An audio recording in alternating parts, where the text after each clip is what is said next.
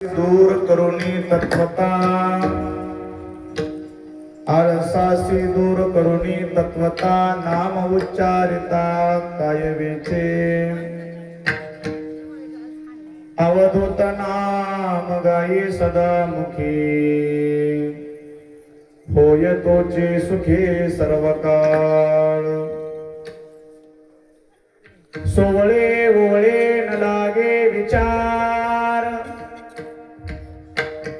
सोवळे ओवळे न लागे विचार सर्वाचे हे सारमुखी नाम अवधूत नाम गायी सदामुखी होय तुची सुखी सर्व काळ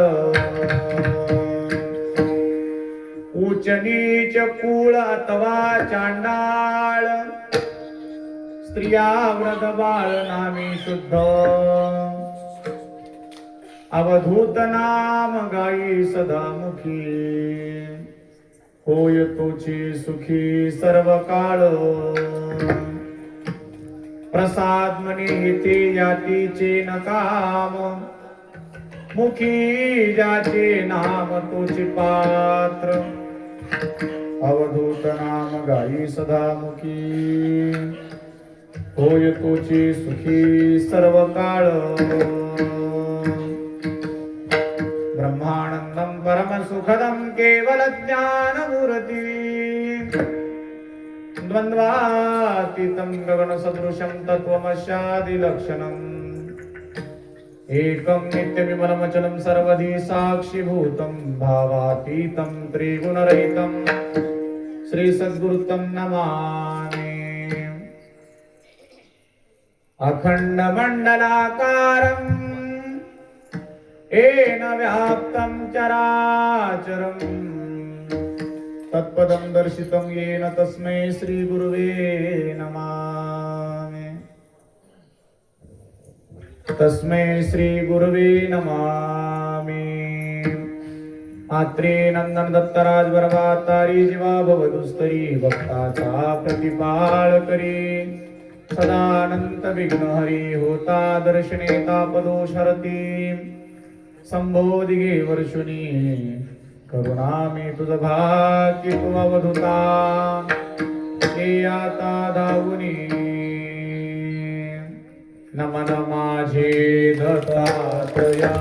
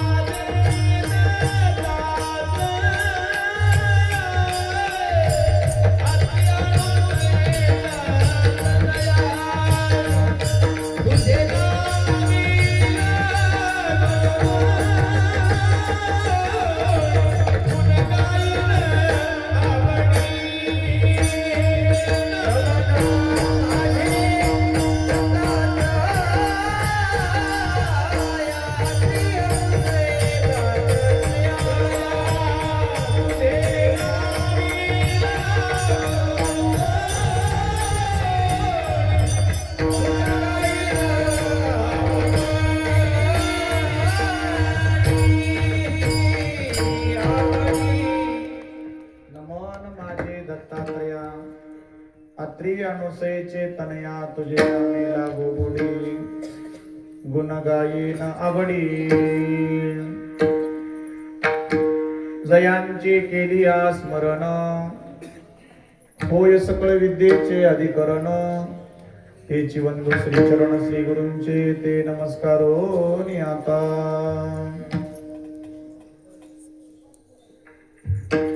अनंत कोटी ब्रह्मांड नायक सह्यांचल रहिवासी मोक्षदायक निरालंब सृष्टीवासी सद्गुरु श्री आनंदघन परमात्मा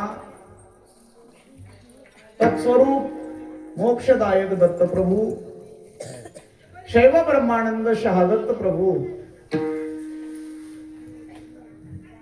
सर्व संत मांदियाळीच्या चरणावर समर्पित करण्याकरता तुम्हा श्रोते सज्जन मायबापांना हर्ष उल्हादित करण्याकरता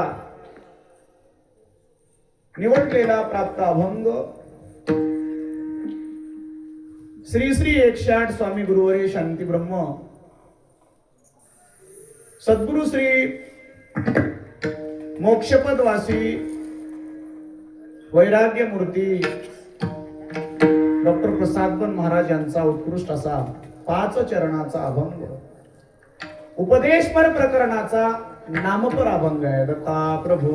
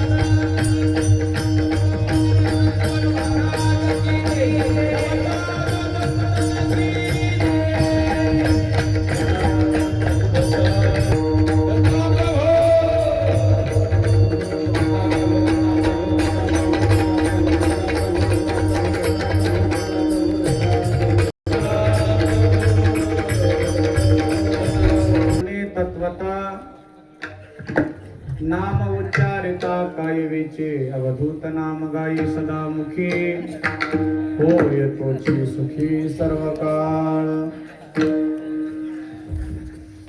प्रस्तुत सेवेकरता मनुष्य जीवनामध्ये आमचं काही खर्चत नाही, फुकट प्राप्त झालेलं हे मोक्षाचं बीज तुम्हाला प्राप्त होतंय. त्याकरता तुम्हाला काही वेचावं लागत नाही, खर्चावं लागत नाही. त्याकरता अवधूताचं नामस्मरण कर बाबा, जेणेकरून तू सुखी होशील. सुखी होण्याचा हा राजमार्ग आहे. याच्याकरता तुला सोहळं ओळ करायची गरज नाही. नुसता नाम मुखामध्ये धारण केलास हे सगळ्या साधनाचं सार आहे. त्याकरता उच्च कुळातला असलं पाहिजे, उच्च वर्णातला असलं पाहिजे असं काही बंधन नाही. चांडाळ जरी असला तरी चांडाळ योनीतला जीव सुद्धा भगवत नामस्मरणानं उद्धरून जातो. म्हणून या ठिकाणी यातीपाती जातीचं संबंध येत नाही. ज्याच्या मुखात नामस्मरण आहे, ज्याच्या कंठामध्ये भगवंताचं चिंतन आहे, तो या साधनेकरता पात्र आहे. तो भगवत प्राप्ती करण्याकरता पात्र आहे. भगवंताच्या प्राप्ती करता प्राप्त किंवा पात्र असणाऱ्या गोष्टी सोप्या पद्धतीने सांगितलेल्या आहेत. दत्ता प्रभू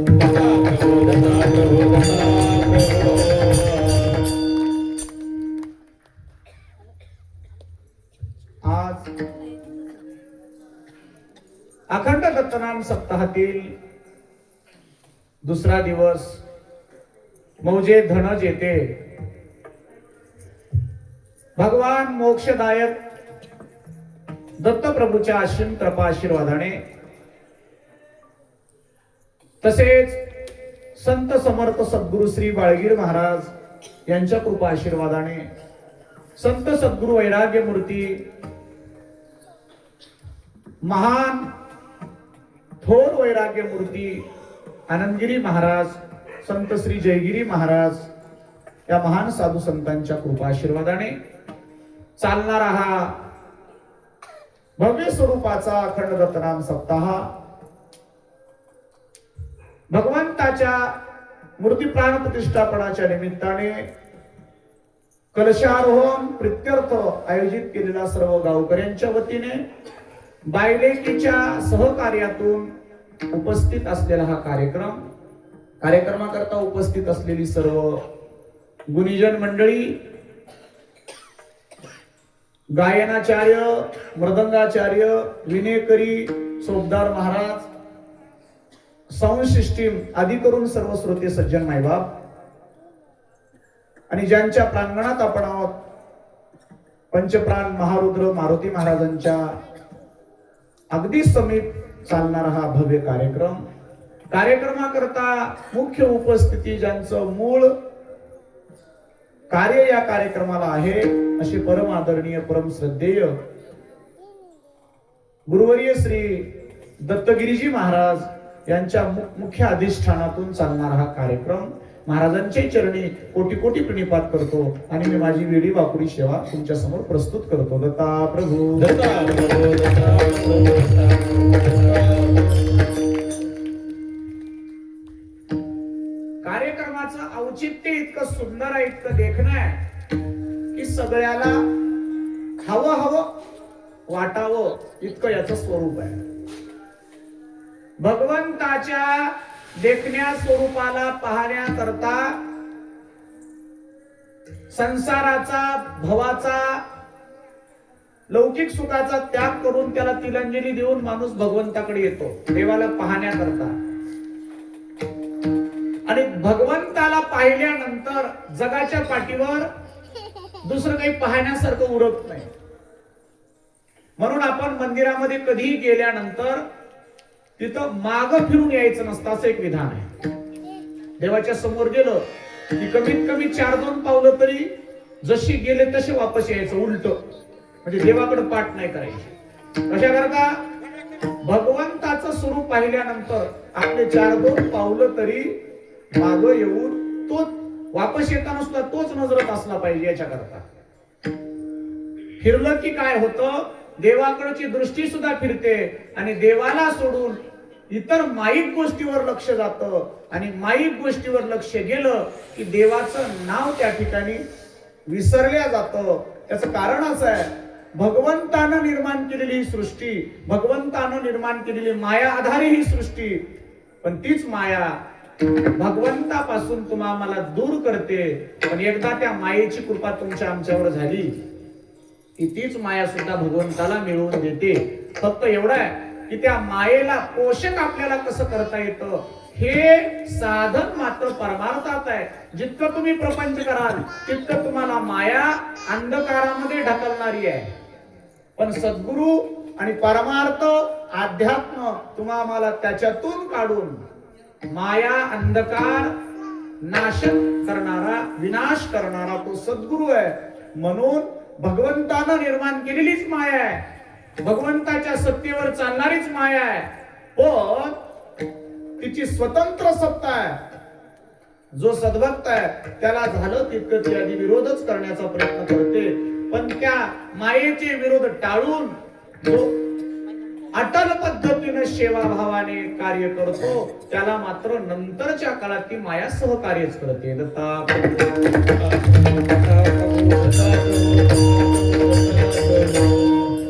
या गोष्टीचा विचार मांडत असताना बापूजी पाटलांनी एका ठिकाणी सांगितलंय, माया रे अनिवार प्रभू तेरी माया रे अनिवार. पण शेवटी सांगतात तेरी माया तेरे दये बिन बापूजी कैसे पावे पहिलं पार. प्रभू तेरी माया रे अनिवार. माया प्रभूची आहे, पण प्रभूचीच माया कृपा करायला लागली. मायेच्या अंधारी माया दो प्रकारी आवर हे पर मद माया. आता याच्या पुढचं चरण बघा. तिने केली दया जानविले राया पाठविले नेया बंधुजना. त्याच मायेनं भगवंताला इथं आणलं म्हणून त्या मायेचे उपकार तुमच्या आमच्यावर आहे. दत्ता प्रभू. आता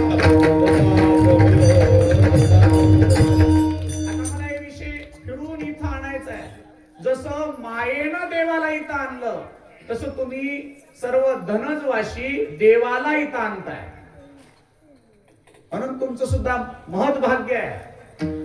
आणि या कार्याला साधू संतांचं अधिष्ठान आहे. कसं असतं, व्यवहारामध्ये कुठलंही मोठ्यातलं मोठं काम सर्वसाधारण जीव करू शकतो, पण परमार्थामध्ये कोणत्याही छोट्यातलं छोटं काम जरी असलं तरी त्याला अधिष्ठान संताचं असलं की ते पोषक असतं आणि ते भगवंताला आवडणारं असतं. दत्ता प्रभू सांगायचं म्हणजे या कार्याला पूजनीय महाराजांचं उपस्थिती असणं हे तुमच्या कार्याच्या सार्थकतेचं प्रतीक आहे. तुमच्या लक्षात येत असेल माझं बोलणं. तुमच्याकरता मी काही अपरिचित व्यक्ती नाही. वेगळं वजन तुमच्यावर पाडावं अशी माझी मनाची अपेक्षाच नसणार आहे. मायबापा हो, सज्जन हो, आणि अशा भव्य स्वरूपाच्या या मूर्ती स्थापना, संत समर्थ बाळगीर महाराजांची मूर्ती स्थापना, ज्यांनी या नांदेड जिल्ह्याला आनंद नामाचं तत्वज्ञान पाजलं, आनंद बीज कानी लाविले, त्याचे रोप हो उगवले. आनंद नामाचं बीज त्यांनी लावलं म्हणून असा एक संत या महाराष्ट्र भूमीमध्ये अद्वितीय पद्धतीचा अमोलिक आहे. कारण त्यांचा जन्मच एका अभूतपूर्व घटनेमधून आहे. सर्वसाधारण जीव 9 महिने 9 दिवस मातेच्या गर्भातला कार्यकाल खंडन करून जन्माला येतात. पण संत समर्थ बाळगीर महाराजांचं याच्यापेक्षा वेगळं. 12 महिने 12 दिवसाचा काळ मातेच्या गर्भामध्ये राहतात. हे अलौकिकत्व नाही तर काय आहे? दत्ता प्रभू.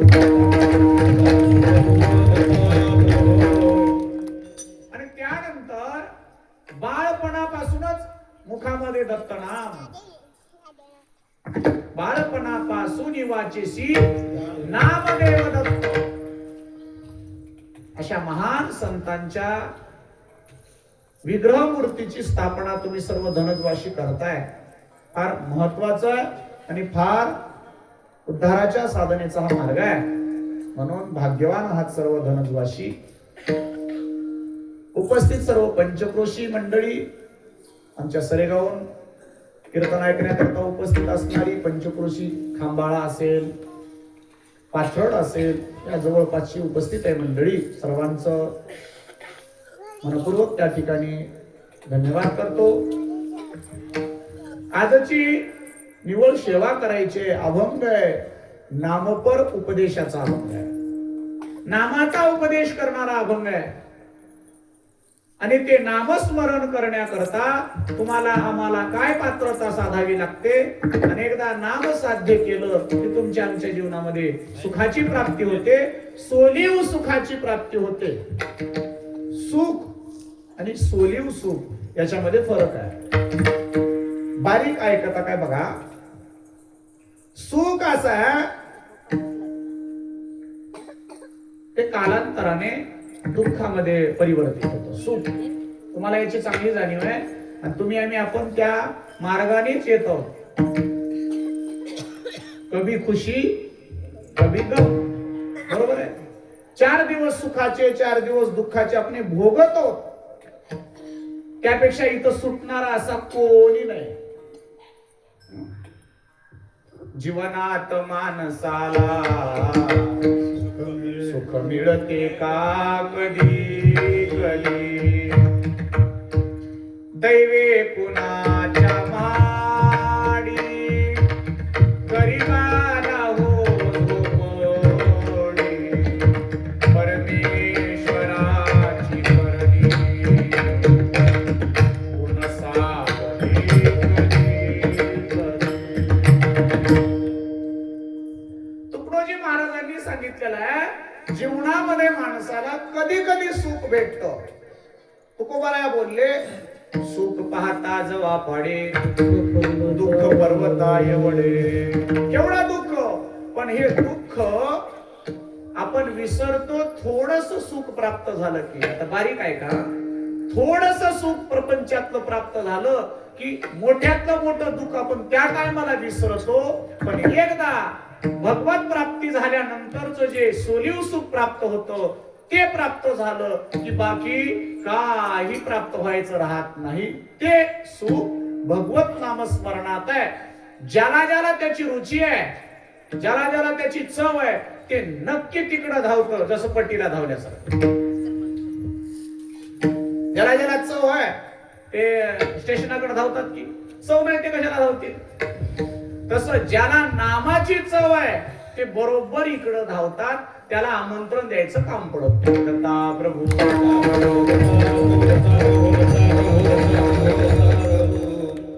भक्तीमध्ये छंदाला, आवडीला फार फार किंमत आहे. सहजासहजी केलेला परमार्थ करावं लागते, लोक करतात, लोकांसोबत मिळून राहावं लागते म्हणून करावं लागते. तो परमार्थ प्युअर किंवा निव्वळ नाही. जो परमार्थ रक्तातून आलेला आहे, हाडात एकरूप झालेला आहे, हाडाचा परमार्थ असावा. हाडाचा परमार्थ. हाडाने सुद्धा देवाचं नाव चाखलं पाहिजे. जेव्हा चोखोबारायाच्या हाडाची परीक्षा करण्यात आली, हाड सुद्धा विठ्ठल विठ्ठल म्हणू लागले. ही हाडाची तपासणी आहे. आता बघा, साधू संतांचे हाड विठ्ठल विठ्ठल म्हणतात, पण आपले थोबाड म्हणतात. शोकांतिकेची बाब आहे की नाही बघा, फारसं कष्ट नाही लागत. फार कष्ट लागत नाही. जितकं तुम्हाला चौकामध्ये उभा राहून भांडायला लागतं, तितकं कष्ट त्यातलं तिळभरही लागत नाही दत्त म्हणायला.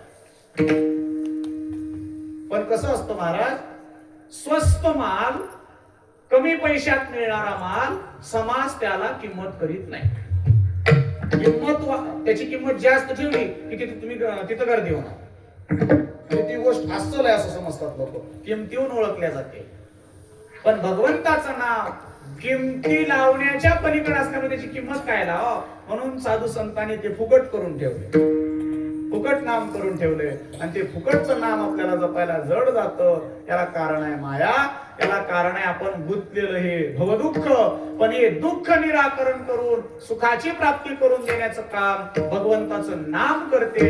आणि ते नामस्मरण करण्याला आम्हाला जर आळस येत असेल तर जीवनामध्ये आपण काही मिळवलेलं नाही. त्याच्याकरता महाराज म्हणतात, बाबा रे, तू या आळसाला दूर कर. अभंगाचं प्रदर्शन. आळसासी दूर करुनी तत्वता, आळसासी दूर करुनी तत्वता, आळसासी दूर करुनी तत्वता,